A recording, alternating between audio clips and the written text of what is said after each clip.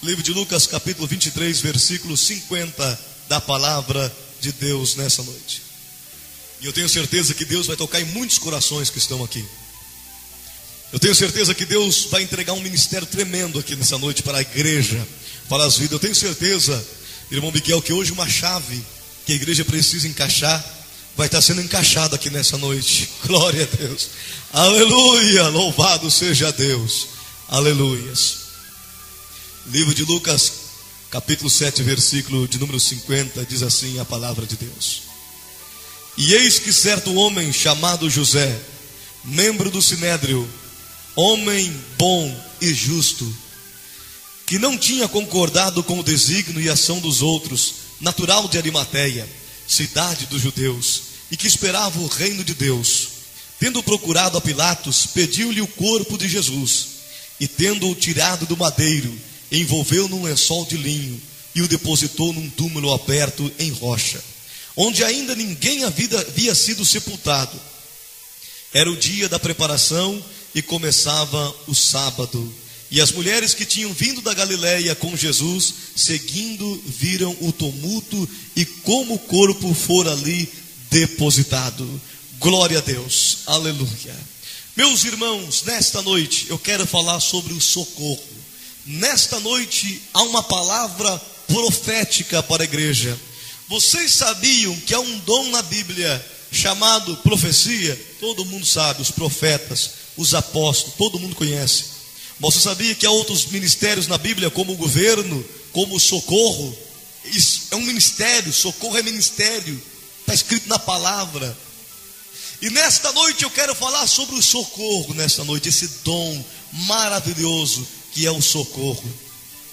E para começar falando desse dom, eu quero que você nessa noite navegue comigo na tua imaginação. Eu quero que você nessa noite use a imaginação para que você entenda o que Deus quer falar nesse lugar nesta noite. A Bíblia diz que Jesus era seguido por 12 apóstolos e mais um monte de gente, irmão Miguel, que ele curou, como Lázaro, como os aleijados, como os leprosos. Havia uma multidão que gostava, amava, seguia Jesus. Mas quando Jesus estava na sexta-feira da crucificação, ele estava seguido por um homem chamado João e por 3 mulheres. E naquele momento, o único que assistiu ele na cruz foi João. João estava ali presente. Mas depois que ele expirou e disse: está consumado, João baixou a cabeça e foi para a sua casa. Os homens que tanto estavam com Jesus não estavam presentes naquela hora da crucificação. Os amigos, os que foram curados, ninguém estava ali presente. Ninguém estava ali junto. E você sabe como Jesus está agora, depois que ele diz está consumado? Ele está com as mãos pregadas na madeira, os pés pregados na madeira, o seu lado está cortado pela lança, o seu corpo está sangrando na lateral, o seu corpo da cabeça para baixo está todo ensanguentado, porque a coroa de espinho está cravada sobre a sua cabeça. Aleluia. Os seus pés estão rasgados pelo peso do corpo, como também as suas mãos. Ele está empendurado no madeiro entre o céu e a terra, e o madeiro era alto, porque a cruz não era dele, a cruz era de Barrabás, um homem grande e forte. Aleluia, louvado seja Deus. Alguns estudiosos dizem que essa cruz chegava a entrar na haste de 3,70 metros a 5,20 metros de altura. É uma altura bem grande, porque os homens tinham que olhar e ver aquele homem morto, crucificado. Mas naquele momento, aonde tanto nós falamos aqui na igreja, demos ênfase que Pedro levantou paralíticos e foi um grande ministério de cura, que Paulo profetizou, que Elias fez isso, também profetizou, que águas foram abertas no meio. E quando nós começamos a pregar isso, a igreja toda deseja ter um ministério como esse, de orar e ver os enfermos serem curados. Nós desejamos orar e ver o irmão interpretando línguas estranhas que o outro está falando. Nós damos muita ênfase nesses ministérios, e está escrito na Bíblia. Agora nós esquecemos de ministérios que apareceram no decorrer da travessia bíblica, ministérios que apareceram e se apresentaram nos momentos de dor e calamidade. Aleluia. Você quer ver uma coisa? A Bíblia nunca falou de José de Arimateia, nem um momento sequer. Esse personagem começa a aparecer aonde Pedro não aparece, aonde o próprio João não aparece. Esse personagem começa a aparecer na Bíblia aonde todos abandonam. Agora José de Arimateia vem e vê um homem chamado Jesus Cristo, o qual ele conhecia. Ele está empendurado na cruz nessa situação, humilhado, com as suas roupas toda desfigurada, e ele está naquele momento esvaído em sangue, um ladrão na esquerda e um ladrão na direita. Naquele momento era muito comum entre os romanos, aqueles que não tinham ninguém para tirar da cruz, eles deixavam até que os abutres vinham e arrancavam, começando os olhos, começavam a comer os lábios, e assim acontecia na história romana com aqueles que eram crucificados. Retirar alguém da cruz era escárnio, retirar alguém da cruz simbolizava que você pertencia à família daquele ladrão, daquele homem que estava sendo judiado, crucificado como malfeitor. Mas Jesus Cristo só tinha mãe, ele tinha aqueles que lhe contavam que eram seus discípulos. Uma mulher não tinha como subir numa cruz e retirar o corpo de um homem. Todos desapareceram naquela hora. Foi nesse momento que apareceu um personagem na Bíblia chamado José de Arimateia. Aleluia, louvado seja Deus. José, lá da cidade de Arimateia, conhecido como José de Arimateia. Glória a Deus. Aleluia. Esse homem aparece na Bíblia, pastor Sandro, de uma maneira diferente. Ele chega quando todos abandonam e ele diz assim: Pilatos, eu quero uma coisa, eu quero o corpo de Jesus. Agora eu quero que você entenda uma coisa. Nós vivemos hoje a pior teologia que o século poderia ter vivido. Hoje se oferece um Jesus que apenas tem algo para te oferecer, um Deus de barganha, que dá carro zero, que dá chave de casa, que prospera, que faz tudo isso. E é verdade, Deus faz isso, mas eu quero dizer que muito mais do que isso, Deus quer verdadeiros adoradores. Deus quer um espírito de amor sincero, não por aquilo que Ele pode oferecer, mas por aquilo que Ele é. Levante a mão e diga glórias a Deus. Agora eu pergunto para todos vocês aqui nessa noite: o que um homem que está com as duas mãos cravadas numa cruz, com os pés cravados, com a lança que rasgou o seu lado e que morreu, o que ele pode oferecer para alguém? Nada. O que um homem nessa situação pode oferecer? Aborrecimento, dor de cabeça, escárnio, humilhação, porque aquele que teria que subir nessa cruz estaria dizendo que era parente dele. E ele está ali como um malfeitor. E naquele momento José de Arimateia vai até lá, pega uma escada e sobe até a cruz. Ele sobe até a cruz. Eu quero nesse momento dar uma pequena pausa para dizer uma coisa aqui nessa noite.